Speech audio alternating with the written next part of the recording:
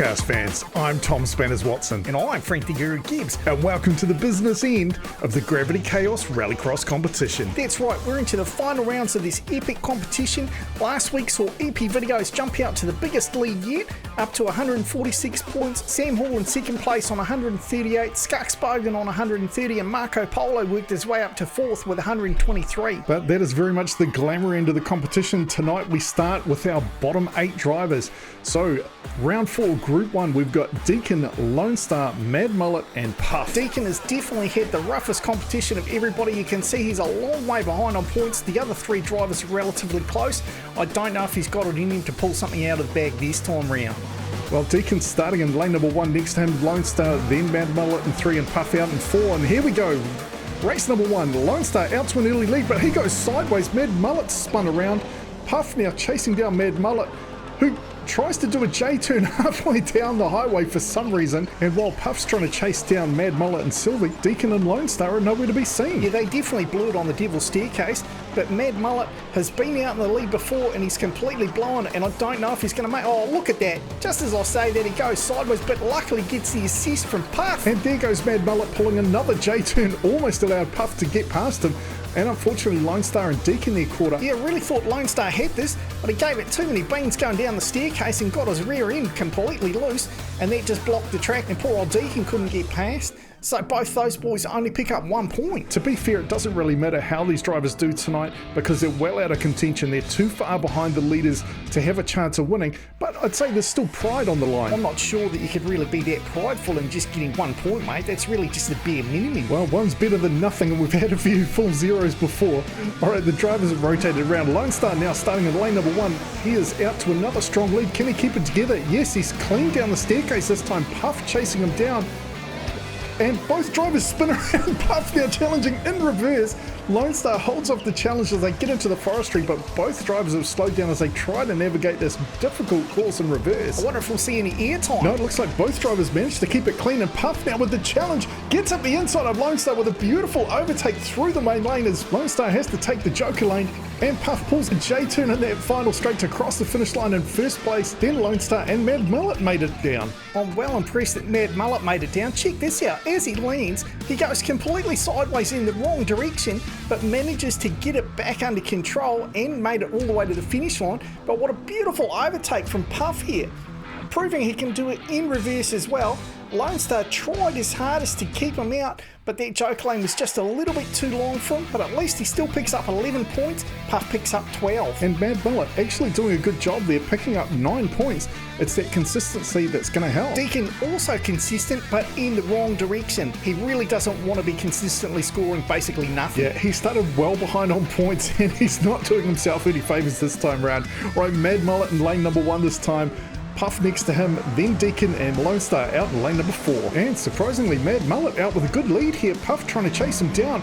Not sure what's happened to Lone Star and Deacon, but Mad Mullet blows it. He starts to pinball down the highway and Puff just drives right on by him. Puff is far too seasoned a competitor for Mad Mullet to think something like swerving all over the track was going to throw him off his game. And Puff just cruising on down now. It looks like he's going to take the win. Well, I don't know that he's cruising down, mate. Mad Mullet's closing in tight. Is he going to make a move? No! He does another J-turn for absolutely no reason. And Lone Star and Deacon have stalled out before the first checkpoint again. The way Mad Mullet started to swerve around here, I thought maybe he dropped a lit cigarette in his lap. Well, it certainly opened a very big door for Puff, who was quite happy to capitalise. And with that, both Mad Mullet and Puff managed to crack triple digits. Well, they're definitely racking up the points, but they're not getting much of a challenge from Deacon and Lone Star. Hopefully those boys can do better than a 0-0 this time. Well, it's their last chance to get any points on the board. So we've got Puff starting in lane number 1. Next to him is Deacon. Then we've got Lone Star and then Mad Mullet out in lane 4. So the two Subies are shoulder to shoulder. Yeah, but I'm not expecting Puff to get held up here as he jumps out to an early lead. Deacon left in the dust, not surprisingly. And as they hit the highway, Puff with the lead, but Lone Star now trying to chase him down. And it looks like Mad Mullet's managed to make it through the first section as well. I wonder if any of these boys are going to get airborne going up the Magnus Mountain. I think Puff's far too focused on actually winning this race. He's done great so far. He's had 2 wins and he's looking for his third. Lone Star looking to rack up some points. And have we lost Mad Mullet? So Puff in for the win, Lone Star second, and Mad Mullet is actually going to cross the line. Well done. And Deacon finishing the competition pretty much how he started, parked up halfway down. Yeah, that's very unfortunate for him. He only managed to add in 2 points through this whole round, which is incredibly disappointing, but a great job from Puff, putting on 48 points, and congratulations Mad Mullet, adding 41 points. So that really boosts Puff quite a way up the ranks. He's only just behind Marco Polo, who's currently in 4th position, but obviously those top drivers and pretty much everyone else is still to race, so he will probably drop down the list a bit. But Deacon at least can't drop any further because he's currently in last place anyway. Whether you're hitting the treadmill, the track, or the road, you want the latest technology to protect your feet. You were an asshole. It's what you deserve.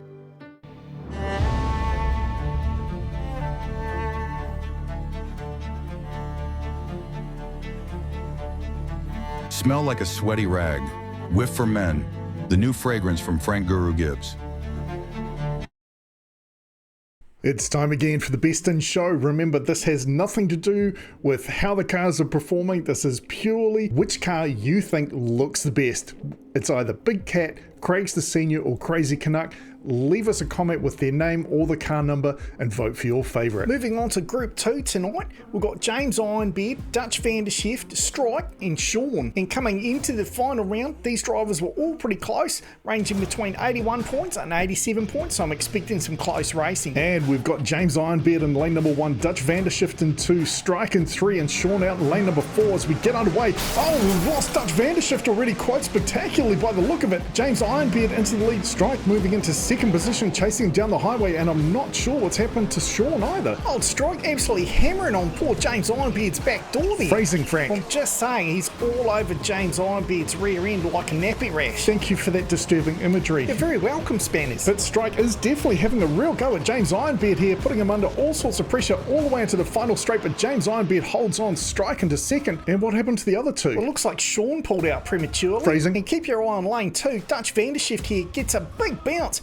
gets up on the sidewalk and then drops his rear end into the grass, and then just started him spinning all the way up to the big hill. So an appalling start there for Sean and Dutch Vandershift, 0-0, but well done. James Ironbeard picks up 13 points and Strike picks up 10. I wonder if James Ironbeard's actually found his stride and he's actually going to pick up 4 races just like EP Videos did. Yeah, considering Big Cat is the only person to have won 4 races, I don't think anyone else is going to pull that off. The drivers rotate around. Dutch Vandershift now starting in lane number 1. Let's see if he can keep it together over that first jump. As they get underway, he does get over the jump. His rear end gets a little bit loose, but he holds it together.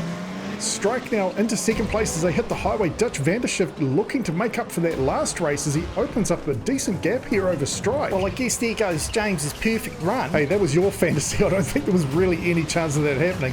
But Strike chasing down Dutch Vandershift, but I think Dutch is actually going to be able to hold him out as long as he keeps it clean. As they hit the final straight, Dutch Vandershift in first, Strike in second, and Sean stalled out again before checkpoint 1. Oh, and poor old James stalled out. At least he gets 1 point, I suppose. Well, that is a disappointing start from Sean. I was expecting big things from him. He had the most points coming into this round, and he is just being left behind. But sneaky old Strike there, 2 second places, picks up 20 points so far. He's on track for a decent score. You really should stop jinxing people. I never jinxed Big Cat, and you said I was jinxing him all the time. Yeah, but you just jinxed James. He went from winning a race to barely getting any points. Hey, that's on him, not me. All right, we get underway. Strike into the lead, but he goes down. Looks like Dutch might have got a bit sideways. Sean now moves into the lead on the highway all by his lonesome. I'm hearing from the marshals that all the other drivers have stopped, so if Sean stalls out, it's going to be a restart. Well, he slowed right down there. He just seems to be absolutely crawling along the track. It's like he's stuck in first gear or something. Mate, I've seen paint dry quicker than Sean's driving at the moment. Well, he made it clean up Magnus Mountain,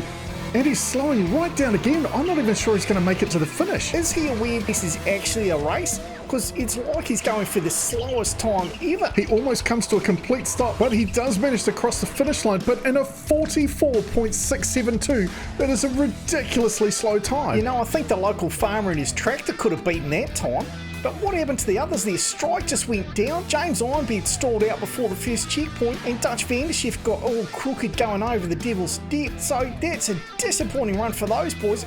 and Sean picks up 13 points, but I almost feel like we should deduct some points for every second he was over 40 seconds. Well, that is definitely a new record, but it's not really the record you want to hold. Do we even have a prize for the slowest lap? What, you really want to celebrate that? Well, I think it's a record that probably won't ever get broken. Well, let's hope not as we get underway for the final race. Vandershift gets thrown through that first corner, and we've got Sean out the lead, and it looks like he's all by his lonesome again. Oh my God, he's not going to try and beat his slowest lap again, is he? I hate to say it, but it's looking like he is. Right, well, while we wait for Sean to meander his way onto the finish line, let's just have a quick chat about Star Wars.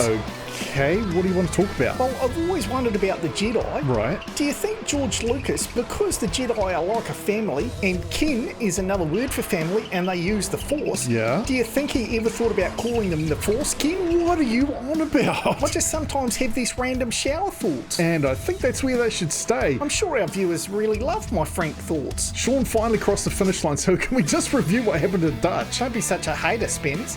But Dutch there really gave it far too many beans going into that first corner, and he almost took out Strike, and I don't know if that's what stopped him.